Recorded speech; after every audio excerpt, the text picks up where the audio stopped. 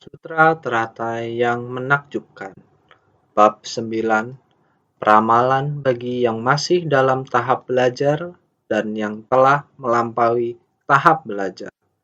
Episode 1171 dengan judul Memberi Persembahan pada Semua Buddha, Melindungi dan Menegakkan Perbendaharaan Dharma dari Mereka. 2.000 orang hanya merenungkan dalam hati dan menatap dengan hormat pada wajah mulia dari Buddha.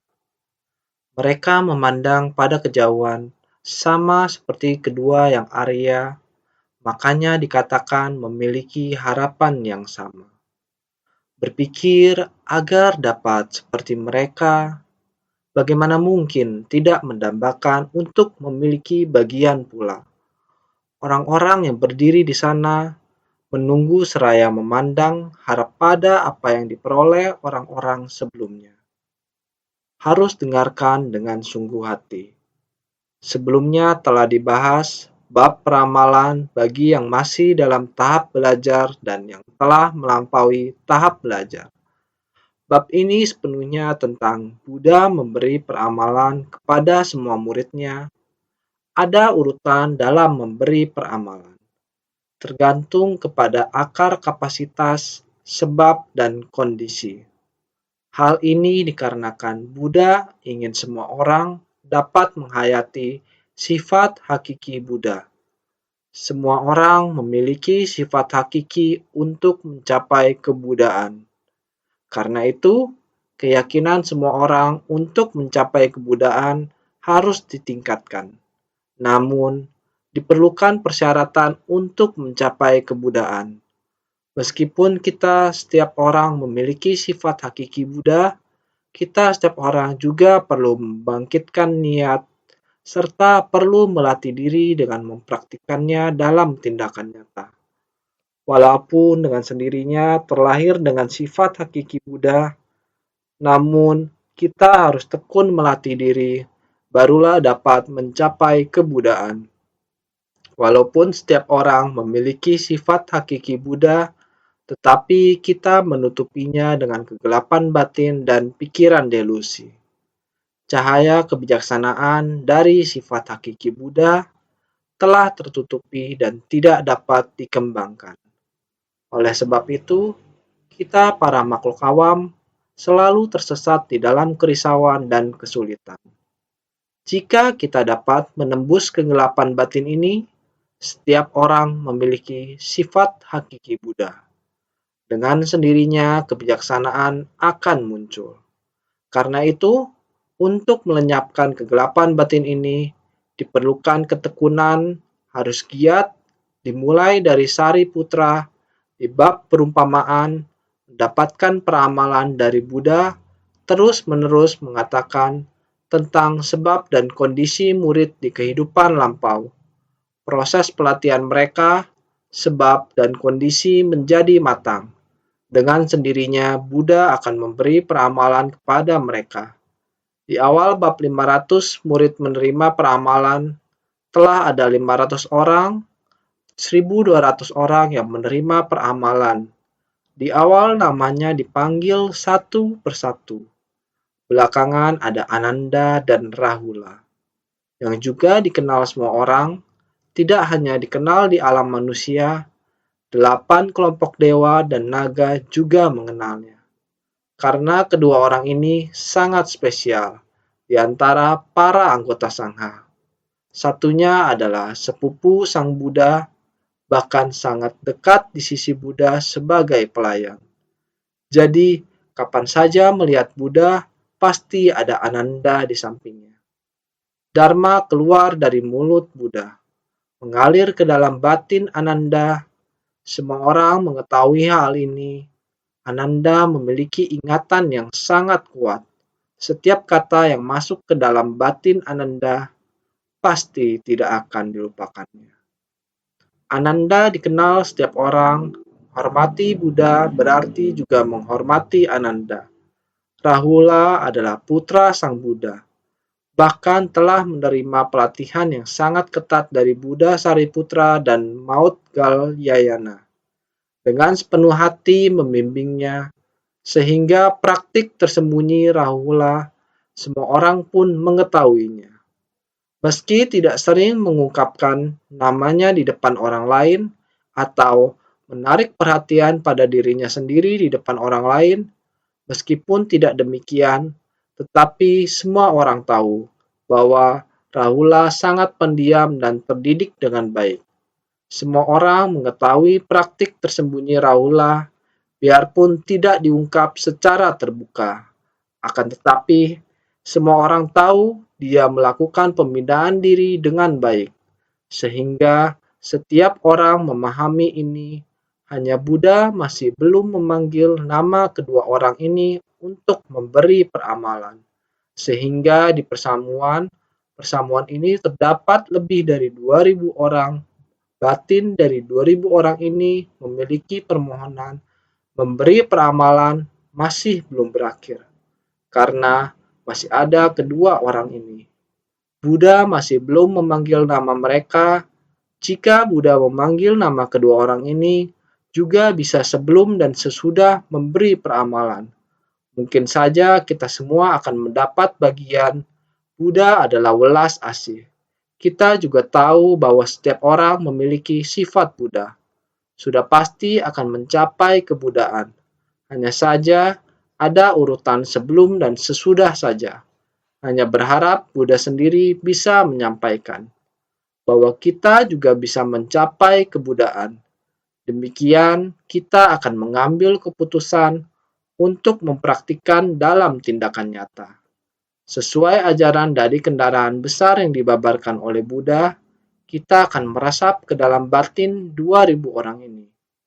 Meskipun dalam situasi ini, Ananda berjalan keluar, Rahula juga berjalan keluar untuk menyampaikan suara hati mereka di hadapan Sang Buddha.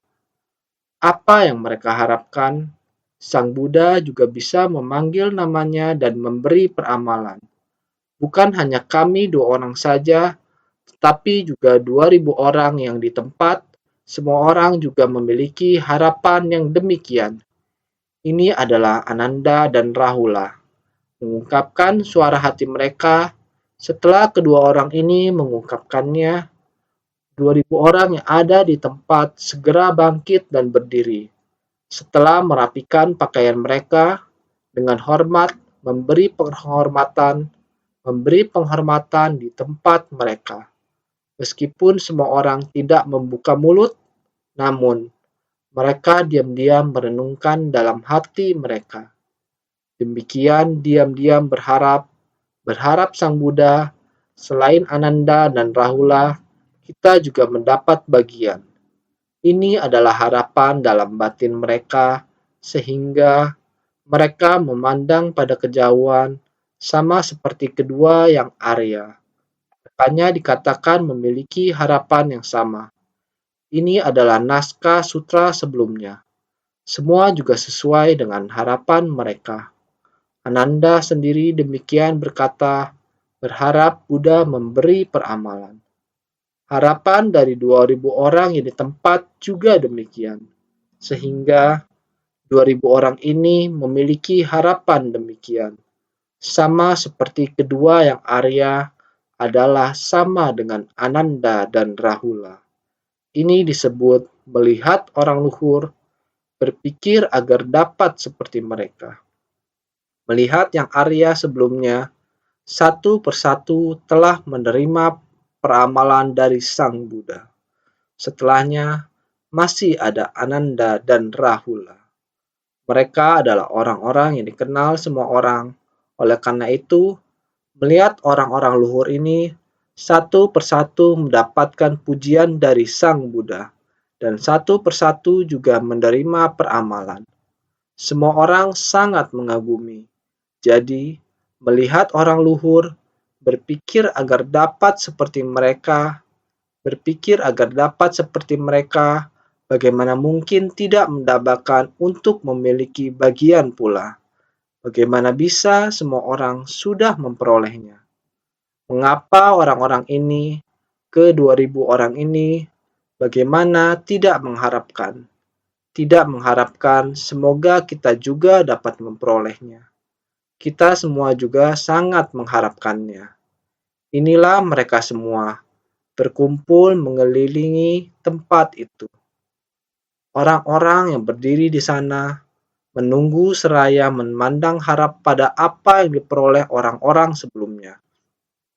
Leher semua orang ditarik panjang-panjang sedang mendengar apakah Buddha sudah boleh memulai menyebut kedua nama yang Arya ini dan memberikan peramalan. Kemudian selanjutnya memanggil nama kita semua, kita juga mendapatkan peramalan. Naskah sutra ini menggambarkan suara hati 2.000 orang. Melihat orang luhur, berpikir agar dapat seperti mereka, inilah yang umumnya kita semua nantikan sama seperti bodhisattva dunia kita. Orang lain dapat melakukannya, saya juga seharusnya dapat melakukannya. Semua orang memuji orang yang bersumbangsi sangat luar biasa, melakukan kebajikan, berbakti pada orang tua, benar-benar adalah orang yang luar biasa.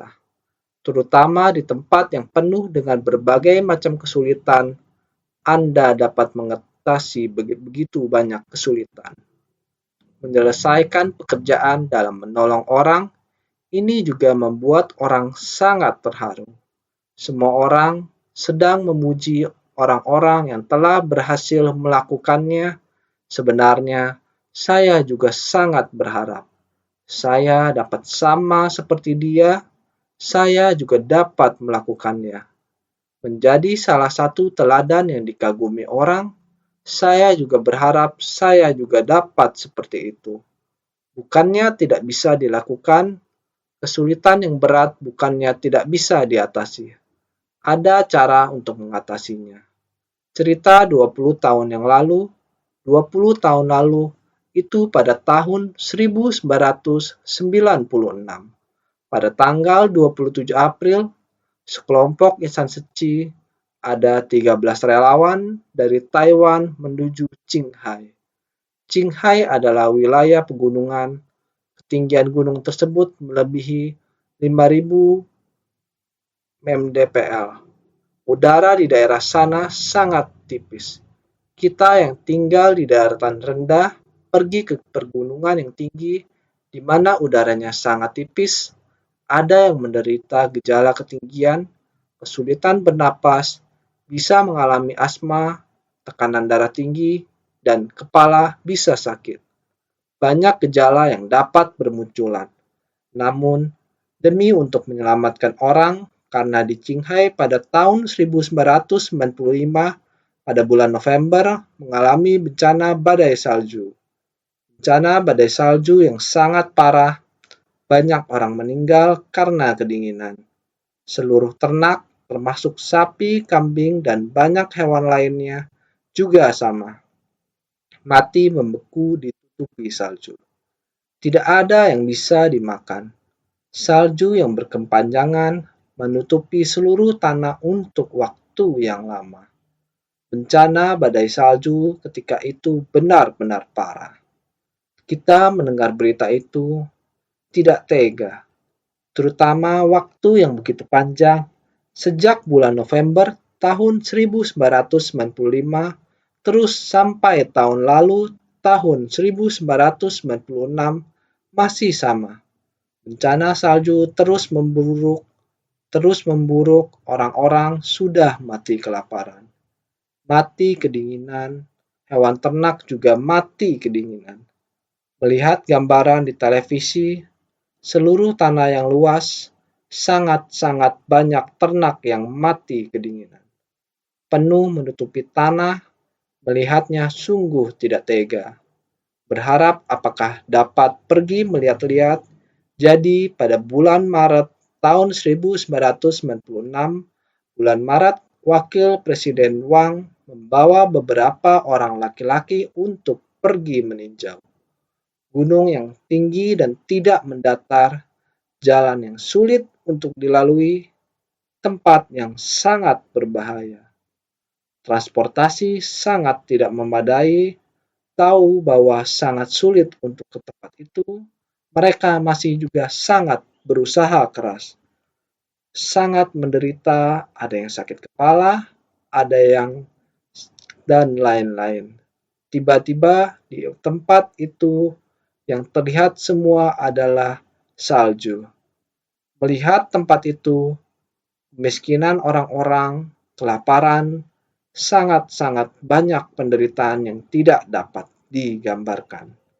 Mereka tidak tega, jadi di tempat itu melakukan survei bencana, memahami kondisi mereka, setelah pulang sangat proaktif dalam waktu tidak sampai 1 bulan, segera proaktif menyiapkan siapa yang bersedia bersama-sama.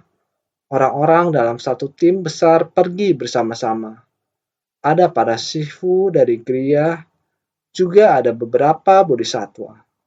Secara keseluruhan ada 13 orang. Seperti ini pergi ke tempat itu, tentu saja tahapan kesulitan yang dihadapi tentunya sulit. Jika diceritakan cukup panjang, akan tetapi 20 tahun lalu pada 27 April 1996, mereka mulai melakukan bantuan terhadap korban bencana di tempat tersebut. Selain mendistribusikan barang kepada mereka, yaitu Highland Barley, orang-orang di sana tidak makan nasi. Mereka makan Highland Barley. Sejujurnya, saya belum pernah lihat Highland Barley. Saat itu, saat mereka mengajukan untuk mendistribusikan Highland Barley, saya berkata, "Kenapa tidak memberikan mereka beras putih?" Mereka pun berkata, "Mereka memang makan ini." Selain Highland Barley, juga memberikan mereka uang cash karena bergantung pada sumber pendapatan mereka, semuanya telah hilang. Tidak ada lagi sumber pendapatan selain makanan Highland Barley. Juga membagikan uang tunai kepada mereka sehingga mereka dapat membeli apa yang dibutuhkan. Karena di tempat tersebut tidak memungkinkan mendistribusikan barang dalam jumlah besar. Kita harus membeli Highland Barley di tempat tersebut.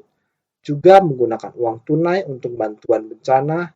Ini adalah kejadian 20 tahun yang lalu. Jika terpikir tentang kejadian kala itu, suasana yang terlihat sangat menderita. Itu adalah yang paling sulit bagi kita dalam bantuan bencana. Kesulitannya sangatlah banyak. Ini adalah kejadian 20 tahun yang lalu.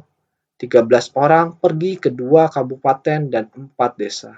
Disebut Desa Qingsuihe, Desa Chenchin di Kabupaten Duo, Desa Chielong, dan Desa Hasiu di Kabupaten Yushu, untuk mendistribusikan kepada 15.920 orang agar mereka bisa melewati kesulitan ini, yang artinya hampir 16.000 orang, sehingga mereka dapat bertahan dari kesulitan di tempat tersebut.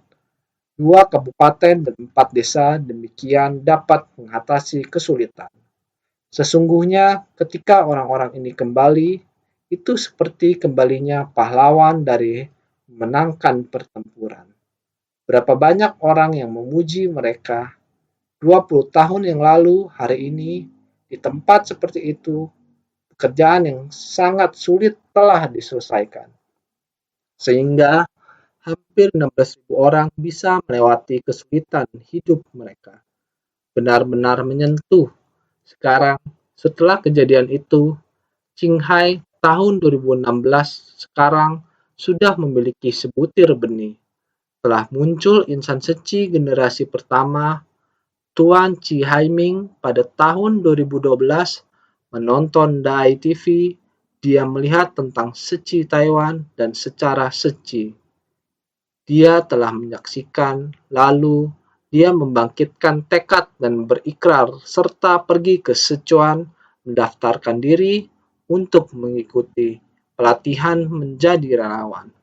Sekarang dia sudah menjadi seorang komite yang sudah dilantik. Setelah dilantik, sekarang ini di kota Xining Qinghai mengembangkan misi seci. sudah mempunyai lebih dari 300 orang relawan. Bahkan dia bertekad ini adalah kampung halamannya. Dia menyediakan rumahnya yang dapat menampung 300 orang lebih. Tahun ini 2016, perayaan pemberkahan akhir tahun diadakan di rumahnya. Dia menyediakan rumahnya untuk dijadikan sebagai kantor penghubung Seci. Di tempat itu dapat menampung lebih dari 300 orang. Memanjatkan doa di tempat itu dapat dilihat betapa besarnya rumah ini. Rumah itu pasti sangat luas dan terbuka, sehingga bisa menampung begitu banyak orang. Ini adalah generasi pertama. Dari benih pertama muncul insan Seci generasi pertama di sana. Di tempat itu, orang yang menderita mulai diselamatkan. Hati welas asih dapat membangkitkan batin cinta universal. Dengan demikian, setiap orang melihat orang luhur dan dapat seperti mereka. Anda juga dapat berbuat kebajikan. Saya juga ingin melakukannya bersamamu, karena dengan begini, maka satu menjadi tak terhingga, baru setahun lebih sejak dilantik. Sekarang mereka memiliki lebih dari 300 relawan. Bukankah ini yang disebut melihat orang luhur dan berpikir agar dapat seperti mereka? Anda dapat melakukannya, saya juga dapat melakukannya. Tempat ini di Qinghai betul-betul banyak sekali orang yang menderita. Ada benih seperti ini, setiap bibit mulai bertunas. Bibit benih mulai memiliki harapan. Ini adalah pohon kecil dan pasti akan menjadi pohon besar ke depannya. Gurun pasir berubah menjadi padang rumput. Saya yakin di kemudian hari Seci di tempat ini seharusnya adalah tempat yang paling memiliki harapan. Ini adalah melihat orang luhur dan berpikir seperti mereka. Dengan prinsip yang sama, oleh karena itu, Ananda dan Rahula karena memiliki sebuah tekad yang sama juga akan mendapatkan peramalan dari Sang Buddha. Dalam naskah sutra sebelumnya, Sang Buddha telah memberikan peramalan untuk Ananda. Ananda dapat mencapai kebuddhaan di masa mendatang.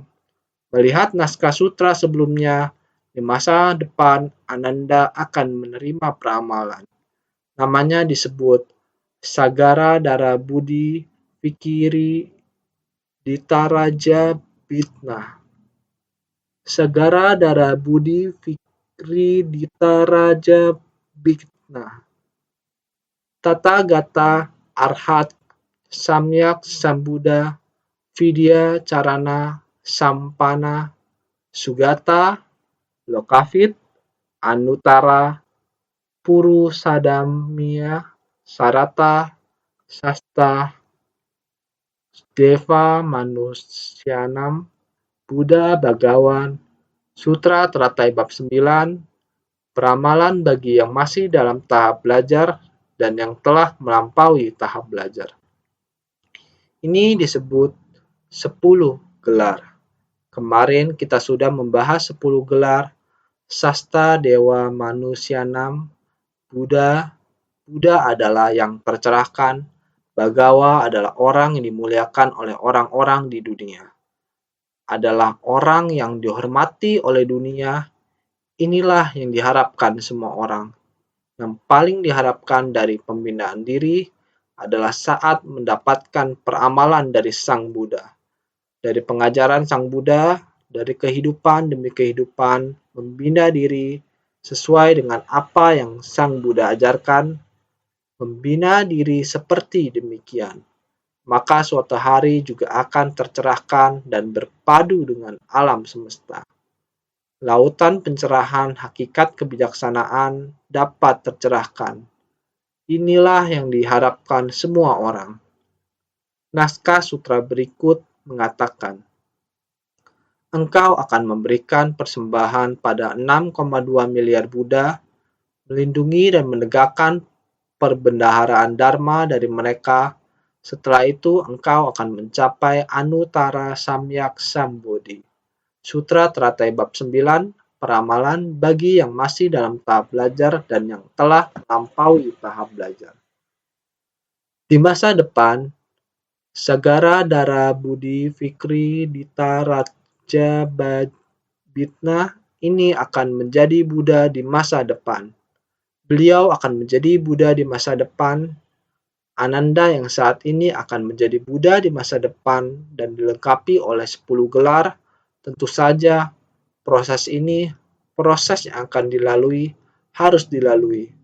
Engkau akan memberikan persembahan pada 6,2 miliar Buddha. Ini akan memakan waktu yang lama. Engkau akan memberikan persembahan pada 6,2 miliar Buddha, akan menuruti pengajaran dari para Buddha, meyakini, menerima, dan mengamalkannya. Inilah memberikan persembahan dalam bentuk tindakan dan rasa hormat. Memberikan persembahan pada 6,2 miliar Buddha menunjukkan kalau menghapus 62 pandangan keliru, Ananda di kehidupan mendatang dapat menjadi Buddha. Tetapi waktu dari saat ini sampai saat mendatang masihlah sangat panjang. Seberapa panjangkah engkau akan memberikan persembahan pada 6,2 miliar Buddha? Tidaklah mudah seorang Buddha bisa terlahir ke dunia. Apalagi jika sebanyak 6,2 miliar Buddha, butuh waktu berapa panjang lagi. Inilah yang ingin dikatakan Sang Buddha kepada Ananda. Kamu harus bisa bersabar. Waktunya masih sangat panjang. Perjalanan yang digunakan untuk memberikan persembahan kepada begitu banyak orang.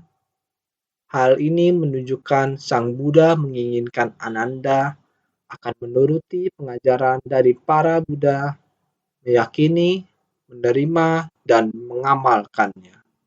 Inilah memberikan persembahan dalam bentuk tindakan dan rasa hormat. Beginilah proses yang harus dijalankan berturut-turut seperti ini, memberikan persembahan tanpa henti, memberikan persembahan kepada 6,2 miliar Buddha, waktu yang begitu panjangnya, selalu menuruti pengajaran dari para Buddha, dikarenakan Ananda adalah pelayan Sang Buddha, dia selalu mendengarkan pengajaran Sang Buddha. Jadi, apa yang Buddha nasihati adalah supaya Ananda bisa menuruti pengajaran dari para Buddha. Inilah bentuk kesungguhan hati Buddha terhadap Ananda. Dan juga Dharma yang dibabarkan oleh Buddha, Ananda harus meyakini, menerima, dan mengamalkannya. Inilah yang dimaksud sebagai persembahan dalam bentuk tindakan. Dan juga merupakan persembahan dalam bentuk rasa hormat. Di masa lalu, saya sering mengatakan kepada semua orang, ada 3 jenis persembahan. Yang pertama adalah persembahan kekayaan, persembahan materi, dan juga harus sangat menghormati. Seperti ketika semua orang sedang melakukan ritual namaskara, menunjukkan bahwa mereka menggunakan tubuh mereka untuk memberikan persembahan penghormatan. Ini adalah persembahan penghormatan, namun persembahan yang paling penting adalah persembahan melalui tindakan. Melakukan persembahan perilaku ini dengan cara memberikan persembahan dengan tubuh dan pikiran, tidak hanya memberikan persembahan materi, bukan, harus memberikan persembahan dari hati. Untuk waktu yang lama tanpa terputus, kita juga sering membahas tentang pelatihan tanpa sisa, pelatihan tanpa henti, pelatihan jangka panjang, pelatihan dengan penghormatan. Harus benar-benar memiliki rasa hormat dan penghormatan yang tulus. Dalam pikiran setiap orang, setiap menit dan setiap detik, ini adalah harapan Sang Buddha kepada Ananda. Berharap Ananda dapat mempertahankan ini bukan hanya terhadap Buddha saat ini, tetapi juga dengan Buddha masa depan, juga harus seperti ini. Berharap di masa depan, Buddha di masa depan, dia juga akan menjadi pelayan mereka. Di sisi 6,2 miliar Buddha, dia akan mengikuti ajaran mereka, menerima dan mempraktikannya. Ini adalah sebuah persembahan. Memberikan persembahan kepada 6,2 miliar Buddha sebenarnya juga memiliki arti yang tersembunyi. Ini mengacu kepada cara untuk menghilangkan 62 pandangan. 62 pandangan ini seringkali kita bahas tentang 62 pandangan ini. Nah, apa ini maksud dengan 62 pandangan ini? Di India, banyak sekali ajaran non-Buddhis. Pelatihan diri yang dilakukan ajaran non-Buddhis tidak terlepas dari rupa, perasaan, persepsi, dorongan pikiran, dan kesadaran. Mereka semua memulai dari ini. Rupa, perasaan, persepsi, dorongan pikiran, dan kesadaran. 5 agregat ini merupakan bagian dari tubuh semua orang. Masing-masing melatih diri dan tahu ada prinsip kebenaran ini, namun metode pelatihan diri masing-masing adalah berbeda. Masing-masing memiliki pandangan dan pemahaman sendiri. Ada yang memiliki pandangan dan pemahaman dari rupa, ada yang memiliki pandangan dan pemahaman dari perasaan. Masing-masing adalah berbeda. Namun Sang Buddha mengajarkan kepada kita perubahan 5 agregat yang terus-menerus membuat kita penuh dengan penderitaan. Sehingga beliau menyampaikan banyak prinsip kebenaran tentang 5 agregat ini. Orang dari ajaran non-Buddhis, masing-masing dengan bagian dari 5 agregat bisa disebut sebagai skanda. Bisa juga disebut agregat, masing-masing dapat membangkitkan 4 pandangan lainnya. Para praktisi dari ajaran non-Buddhis terhadap rupa, perasaan, persepsi, dorongan pikiran, dan kesadaran, ajaran dari 5 skanda memunculkan 4 jenis pandangan. Dari setiap skanda menjadikan seluruhnya 20 pandangan. Berkenaan dengan 3 periode waktu dari masa lampau, masa sekarang, dan masa mendatang. Menjadikan seluruhnya 60 pandangan. 62 pandangan ini ditambah dengan pandangan akan ketiadaan dan pandangan akan kekekalan sebagai pokok, sehingga keseluruhannya adalah 62 pandangan keliru. Rupa, perasaan, persepsi, dorongan, pikiran, kesadaran, 5 skanda ini dimiliki oleh setiap orang. Kita setiap orang memiliki tubuh masing-masing. Apakah kamu ada merasakannya? Saya ada merasakannya. Saya sekarang duduk di sini, lingkungan di sekitar saya yang bersentuhan dari tubuh saya. Yang didengar dari akar pendengaran, suara saya sendiri keluar. Diri sendiri juga mendengarkannya kembali. Apakah sukacita? Duduk di sini, apakah nyaman? Saat berbicara mendengarkan kicauan burung, apakah merasa terganggu? Ini adalah perasaan. Atau apakah sangat sukacita melihat begitu banyak orang yang sedang upaya giat bersemangat? Perasaan sukacita ini adalah wujud penampilan di depan saya. Tercetak dalam batin saya, waktu begitu berlalu. Ini namanya dorongan pikiran. Kesadaran mengatakan dari maksud yang saya pahami, kalian juga demikian. Kalian mendengar, apakah perasaan kalian duduk di sini? Mendengarnya, apakah ada memahaminya? Ini adalah dalam 5 skanda. Maka 4 jenis pandangan, setiap skanda mengandung 4 jenis ini. Maka dinamakan perubahan 5 agregat yang terus-menerus adalah karena adanya menyatunya barang ini. Maka 5 skanda 4 pandangan menjadi 20 pandangan juga termasuk masa lalu. Sekarang, masa mendatang, 3 periode waktu adalah masa lalu, masa sekarang, dan masa mendatang. Setiap hari bangun pagi-pagi, saya berjalan ingin masuk kemari. Langit masih belum terang, sekarang di luar langit sudah terang. Tadi suasana masih diremang-remang, sekarang langit sudah terang menderang. Waktunya sudah hampir tiba. Saya sudah akan menutup sesi. Demikianlah waktu ada masa lalu. sekarang dan masa depan, kehidupan juga demikian. Ada kehidupan lampau, kehidupan saat ini, dan kehidupan mendatang. Ada banyak sekali masa lalu yang lamanya bagaikan kalpa sebanyak debu. Waktu ini, kalau panjang, bisa sepanjang kalpa sebanyak butiran debu. Kalau waktu yang pendek, sependek dari masa lampau sekarang dan masa mendatang, yang lebih pendek lagi adalah yang baru saja berlalu saat ini. Kemudian saat berikutnya, semua ini disebut tiga masa. Jadi, semua ini keseluruhannya ada 60 pandangan keliru. Juga ada pandangan keliru tentang kekekalan dan ketiadaan.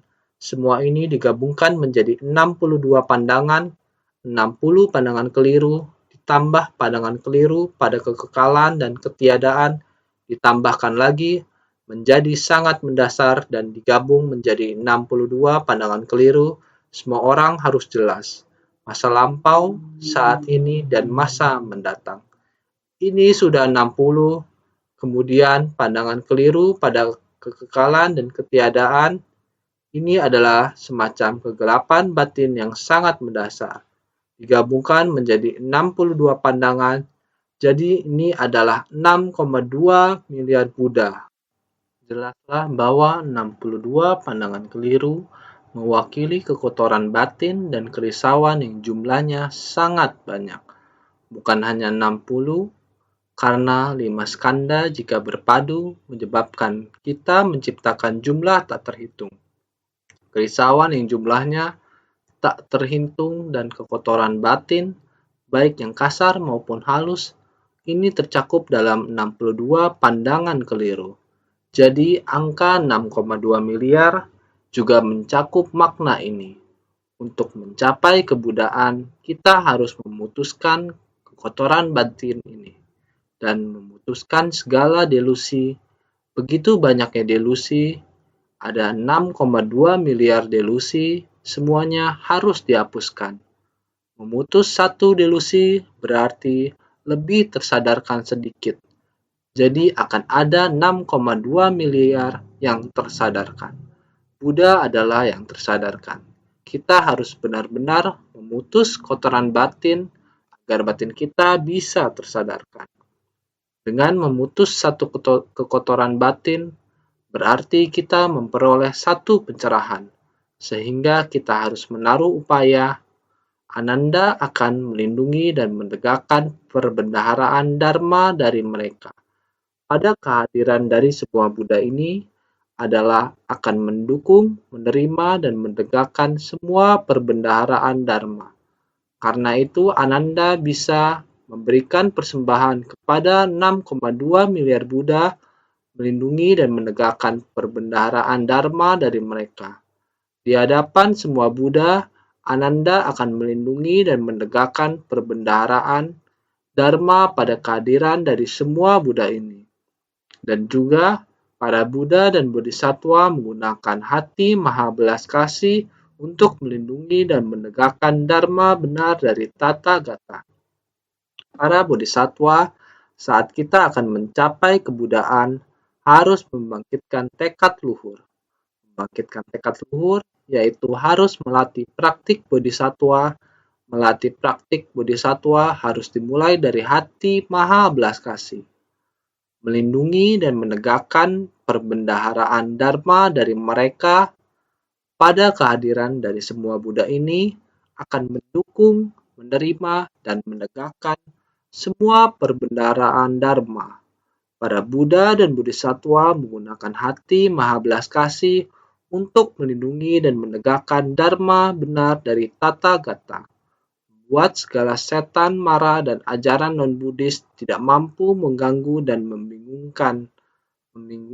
memungkinkan semua makhluk untuk membangkitkan keyakinan benar dan suka untuk mendengarkan, menyebarkan dan mengedarkan secara luas guna memberi manfaat bagi para makhluk yang tak terhingga. Lihatlah, 20 tahun lalu, kita orang di tanah datar naik ke 5.000 meter lebih itu, tempat yang udaranya lebih tipis. Bukankah ini adalah hati maha belas kasih? Jika bukan, lantas apa? Mengasihani insan lain bagai terhadap diri sendiri. Tidak tega tempat itu mengalami bencana besar, tidak tega para makhluk di tempat itu mengalami penderitaan dan kesulitan. Oleh karena itu, Bodhisattva dengan hati maha belas kasih sampai ke tempat itu. Demi ajaran Buddha, demi semua makhluk, ajaran Buddha, semangat Buddha Dharma, mendukung kekuatan kita sampai di sana demi bersumbangsi kepada para makhluk. Jadi, para Buddha dan Bodhisattva menggunakan hati maha belas kasih untuk melindungi dan menegakkan Dharma benar dari Tata Gata. Sekarang di tempat itu, Tuan Chi Haiming sudah berada di sana. Telah menyebarkan sangat banyak benih cinta kasih, dia juga sama. Di sana mengembangkan semangat dari ajaran Buddha, mempraktikkan jalan Bodhisattva, ini adalah melindungi dan menegakkan Buddha Dharma. Menyumbangkan kewelas asihan adalah melindungi dan menegakkan Buddha Dharma, jadi membuat segala setan marah dan ajaran non-Buddhis tidak mampu mengganggu dan membingungkan. Dengan adanya hati welas asih untuk melindungi dan menegakkan Buddha Dharma, akan bisa membuat segala setan marah dan ajaran non-Buddhis tidak mampu mengganggu dan membingungkan. Memungkinkan semua makhluk untuk membangkitkan keyakinan benar dan suka untuk mendengarkan. Kita harus melakukan, bukan hanya mengatakan dan mendengarkan saja. Harus ada melakukan, membuat dia bisa menghayatinya, juga bisa melihatnya. Seperti ini dengan sendirinya, dia akan bisa membuka hati para makhluk untuk menerima keyakinan benar dari ajaran Buddha, bahkan suka mendengarkan. Tuan Chi, dia dari nonton Dai TV mendengar Dharma Buddha, dia di sana juga sama dengan kita satu langkah. Setiap hari dia juga seperti ini mendengarkan Dharma. Jadi, menyebarkan dan mengedarkan secara luas guna memberi manfaat bagi para makhluk yang tak terhingga. Membuat Buddha Dharma tersebar di sana, menyebarkan seperti ini sehingga Ananda menggunakan kebijaksanaan yang diperoleh melalui banyak mendengarkan, melindungi dan menegakkan perbendaharaan Dharma.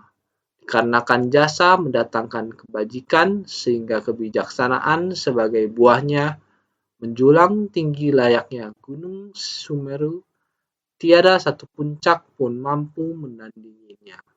Luas dan dalam layaknya lautan besar, hamparan air nan luas tak terukur. Makanya dinamakan kebijaksanaan gunung laut. Sekarang sebagai pelayan Buddha, dia melindungi dan menegakkan perbendaharaan Dharma. Nantinya di hadapan dari 6,2 miliar Buddha adalah tiada beda dengan sekarang. Selanjutnya merealisasikan buah, ini adalah praktik sendiri dalam memupuk benih sebab dan memperoleh jalan. Karena kemampuan untuk melatih ke dalam diri sangatlah banyak, sehingga kebijaksanaannya, ingatannya sangat kuat. Ini kalau bukan akumulasi dari pelatihan dulu, mana mungkin bisa ajaran Buddha yang sekarang semuanya masuk ke dalam batin Ananda, tidak bocor. Ini adalah kemampuannya. Ini adalah akumulasi dari kebajikannya, sehingga kebijaksanaan sebagai buahnya. Buah hasilnya adalah kebijaksanaan dari kehidupan ke kehidupan, melindungi dan menegakkan ajaran Buddha, mendengar Dharma Buddha, mempersembahkan ajaran Buddha, menjulang tinggi layaknya Gunung Semeru, sehingga namanya disebut Sagara Dara Budi Fikri Dita Raja Bitna. Kebijaksanaannya dan moral kebajikannya sangat tinggi. Seperti Gunung Semeru sangat tinggi, Gunung Semeru benar-benar sampai di puncak utama.